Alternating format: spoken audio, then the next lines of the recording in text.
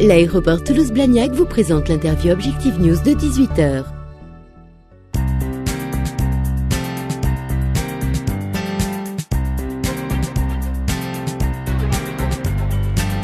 Bonsoir et bienvenue sur objectivenews.tv pour l'interview 18h. Nous avons le plaisir de recevoir ce soir Monsieur Montubert, Bertrand Montubert. Bonsoir. Bonsoir. Vous êtes le nouveau président de l'université Paul Sabatier, tout nouveau président, parce que vous venez d'être élu le 9 mai, élu à l'unanimité, c'est quelque chose qui est important. Qu'est-ce qui explique selon vous cette adhésion massive ? Écoutez, je crois que nous avons présenté un projet assez clair, d'ailleurs qui a suscité au niveau des élections dans les conseils centraux une forte majorité et sans doute l'envie de donner un mandat clair au nouveau président que je suis. En tout cas, moi j'accueille ça avec beaucoup d'honneur évidemment, de responsabilité parce que la tâche est importante. Quelles vont être vos priorités pour l'université ? Alors plusieurs priorités. D'abord, je crois que pour ce qui concerne les étudiants, nous avons besoin de résoudre une sorte de paradoxe. Ce paradoxe, c'est que nous offrons à Paul Sabatier et dans les universités de manière plus générale des formations qui sont au meilleur niveau, qui sont effectuées, enseignées par des gens qui sont des chercheurs.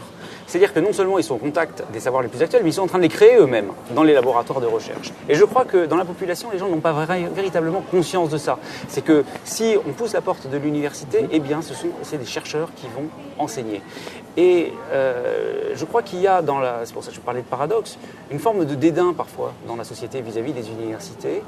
Je pense que ce dédain est extrêmement malvenu parce que véritablement nous avons des diplômés qui sont extrêmement bien formés, qui ont d'ailleurs une bonne insertion professionnelle et j'aimerais qu'on arrive à résoudre ce paradoxe de manière à ce que l'orientation se fasse beaucoup mieux en fonction des talents, des futurs étudiants, de leurs projets personnels, professionnels, plus que sur des images préconçues qui sont véhiculées dans la société et qui ne correspondent pas nécessairement aux faits. Il faut donc, selon vous, casser cette image que peut avoir l'université de voie de garage, de chercheurs qui jamais ne trouvent, cette image de lieu d'apprentissage, certes, mais où on n'apprend pas un métier. Bien sûr, je pense que ça ne correspond absolument pas à la réalité. D'abord, on apprend des métiers, on apprend beaucoup de métiers très différents dans l'université et surtout, on accède, que ce soit en formation initiale, que ce soit en formation continue, aux savoirs les plus actuels. Et je dis ça non pas pour vendre mon université, moi je n'ai rien à vendre, je n'ai rien à en gagner. Ça n'est pas l'enjeu. L'enjeu, c'est que nous travaillons au service de la société. Et notre société a besoin de plus de diplômés du supérieur, des diplômés qui soient formés au meilleur niveau. Nous avons un rôle très important à jouer là-dedans. Et je pense qu'il faut que les futurs étudiants se saisissent de l'opportunité qu'ils ont d'accéder à ce type de formation. Ça, c'est un des chantiers auxquels vous allez vous atteler. Quelles sont vos autres priorités pour Paul Sabatier ? Autre priorité, c'est en termes de recherche. Pouvoir réduire la bureaucratie qui étouffe aujourd'hui les chercheurs. Il faut savoir qu'un chercheur aujourd'hui passe à peu près la moitié de son temps à chercher de l'argent pour pouvoir travailler, pour pouvoir faire de la recherche. C'est un gâchis humain. C'est un gâchis également parce que on fait tout pour empêcher les chercheurs d'arriver à explorer des pistes qui peut-être sont des risques scientifiques, au sens où on ne sait pas du tout où elles conduisent, mais on sait que c'est à partir de ces pistes-là qu'arrivent les découvertes les plus fécondes. Donc ça, c'est une dimension qui est extrêmement importante pour redonner de l'initiative scientifique aux chercheurs. Et puis un troisième aspect qui est celui du lien entre l'université et la cité, la société. C'est le fait que nous avons besoin d'être en contact permanent. Nous sommes une université ouverte. Je veux que notre campus soit un lieu où nos campus soient des lieux où la population vienne aussi régulièrement pour assister à des conférences grand public, éventuellement pour demain suivre de la formation tout au long de la vie, comme je le disais. La recherche aussi en lien avec diverses strates de la société, notamment des entreprises. C'est un élément évidemment extrêmement important et beaucoup d'entreprises ne nous connaissent pas suffisamment, mais je vais avoir des rencontres avec les milieux économiques très prochainement. D'accord. Vous parlez de recherche, d'argent. Un mot sur la loi LRU, d'autonomie des universités. On a beaucoup vu Valérie Pécresse en 2011, elle est venue à 2 ou 3 reprises sur Toulouse pour faire la promotion justement de cette fameuse loi LRU. Quel bilan en tirez-vous pour votre part ? Moi, j'en tire un bilan négatif. Premièrement, parce que la loi LRU, d'une certaine manière, est passée à côté des véritables enjeux qui concernaient l'enseignement supérieur. Le premier enjeu, c'est que nous avons en France un besoin de qualification supérieure plus important. Il y a un rapport d'ailleurs qui vient de sortir il y a quelques jours de l'Institut McKinsey qui pointe une pénurie de diplômés du supérieur en 2020. Nous connaissons d'ailleurs dans cette région des entreprises qui manquent tout simplement d'ingénieurs qui sont formés, etc., etc. Et ça, c'était le premier enjeu. Or, La situation dans laquelle nous sommes aujourd'hui, c'est que nous avons régressé du point de vue de la production de diplômés du supérieur. La proportion de bacheliers qui poursuivent des études supérieures a baissé depuis 2005.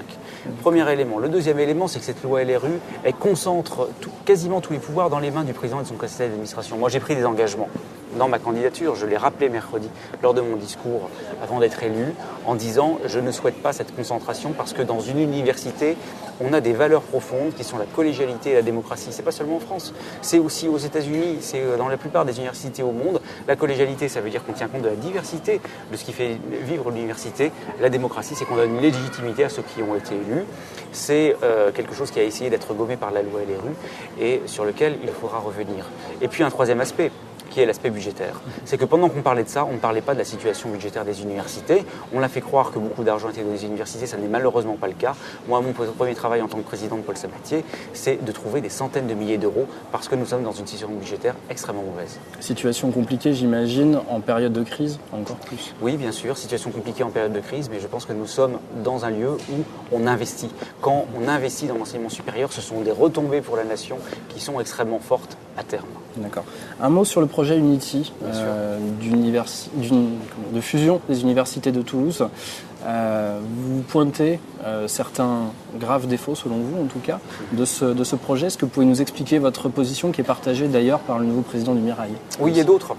Et avant de faire part de mes griefs, j'aimerais dire quelque chose qui me semble très important. C'est qu'il y a une dimension qui me semble d'ailleurs être le centre, qui est la proposition, non pas de fusion, mais d'unification des universités de Toulouse et de Midi-Pyrénées.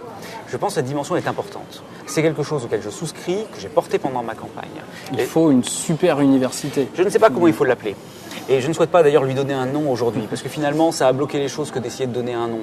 En revanche, il faut travailler au fait de pouvoir réduire les frontières qui peuvent exister entre les différents établissements d'enseignement supérieur. Ça sera bénéfique pour tout le monde. Ça sera bénéfique en termes de recherche, ça sera bénéfique en termes de formation. Mais la question, c'est comment on le fait.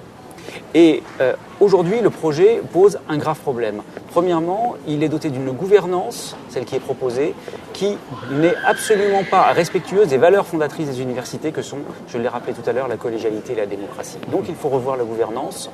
Il faut également revoir la manière dont l'excellence est pensée dans ce projet. Je pense que ça n'est pas véritablement l'excellence. Une politique d'excellence scientifique, c'est une politique d'abord qui prend en compte la diversité de la manière de faire de la recherche. J'ai évoqué tout à l'heure le besoin d'avoir des liens avec des entreprises. Mais quand on fait de la recherche en lien avec les entreprises, on comprend bien par exemple qu'on ne publie pas forcément autant que si on fait de la recherche sur un autre aspect, comme seulement dans notre laboratoire. Or, la manière dont le dossier est structuré aujourd'hui fait que les chercheurs seront placés dans une situation d'être dissuadés de fait de faire de la recherche partenariale. Autre élément, c'est une réduction du périmètre scientifique extrêmement forte qui est évoquée dans ce dossier. Il s'agirait de concentrer les moyens sur 10% seulement du périmètre scientifique de l'université. C'est une aberration parce que, comme le dit le prix Nobel de physique Albert Fert, la science, c'est la surprise. C'est la surprise, c'est-à-dire qu'on ne sait pas quel est le domaine qui va avoir une incidence extrêmement forte. Si on pourrait multiplier les exemples, y compris ceux qui ont conduit au dernier prix Nobel de médecine, où des chercheurs se sont engagés dans des voies qui paraissaient complètement farfelues, mais ils ont pu le faire tout simplement parce qu'on leur permettait de prendre des risques scientifiques.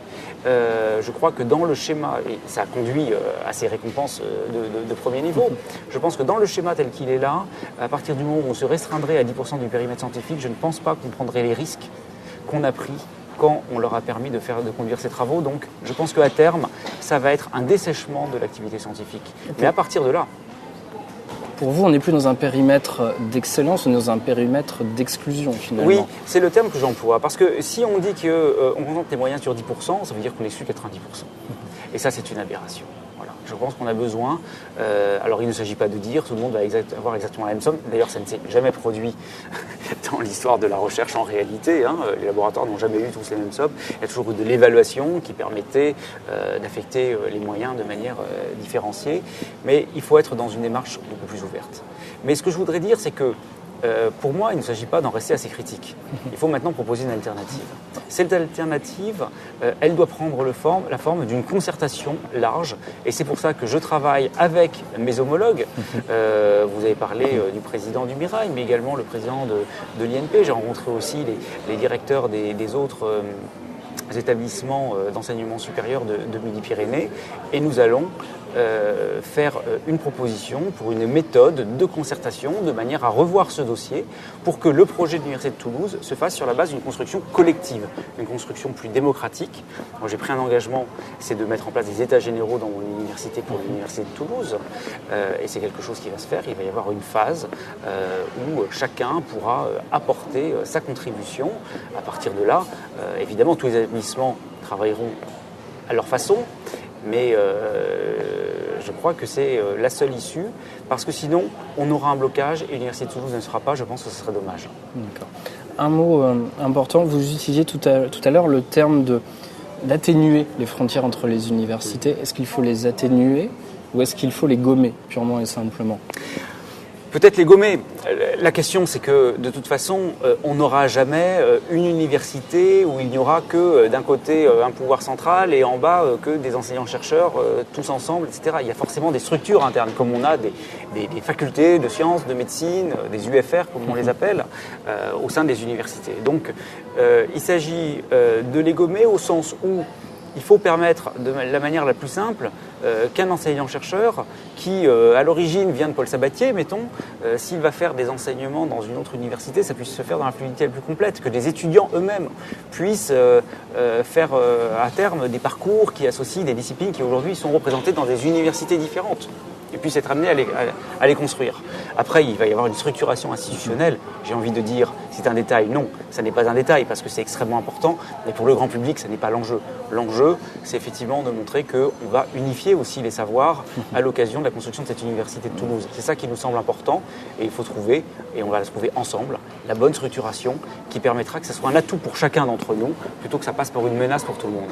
D'accord. Je sais que vous avez des discussions avec Gilbert Casamata qui préside le Presse à Toulouse.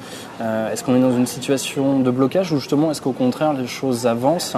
On sait que idéalement il faudrait que ce projet soit contractualisé d'ici la fin de l'année. Est-ce que le calendrier est tenable ? Est-ce que les présidentielles sont de nature à remettre en cause ? Oui, bien sûr. Bon, est-ce que le calendrier est tenable ? Si c'est vraiment la fin de l'année, si c'est fin décembre, c'est peut-être un calendrier tenable. En tout cas, on peut tenter de mettre en place un processus qui se déroule dans cette durée-là. Maintenant, si ce processus devait prendre un mois ou deux de plus, je pense que l'enjeu est de taille pour qu'on se donne la possibilité de le faire. Il est évident que le présidentiel change les choses. Des engagements ont été pris avec un gouvernement qui n'est plus là aujourd'hui, des engagements extrêmement faibles, sous la forme d'une convention de préfinancement uniquement. Je pense qu'aujourd'hui, il faut remettre les choses sur la table en disant voilà cette perspective que nous avons dressée de l'Université de Toulouse, qui est, je dirais même, si on devait résumer le dossier en un mot, c'est bien celui-là qu'on prendrait. C'est pas pour rien qu'il s'appelle Unity d'ailleurs. Bon, celui-là, il reste. Maintenant, il y a certaines modalités qui vont changer. Voilà. Et le fait d'avoir un nouveau gouvernement sera l'occasion de redébattre avec lui de la manière dont ça se passe dans le cadre de la politique nationale qu'il voudra mettre en œuvre. Bertrand Monthubert, merci. Avec plaisir. Merci de nous avoir suivis sur objectivenews.tv.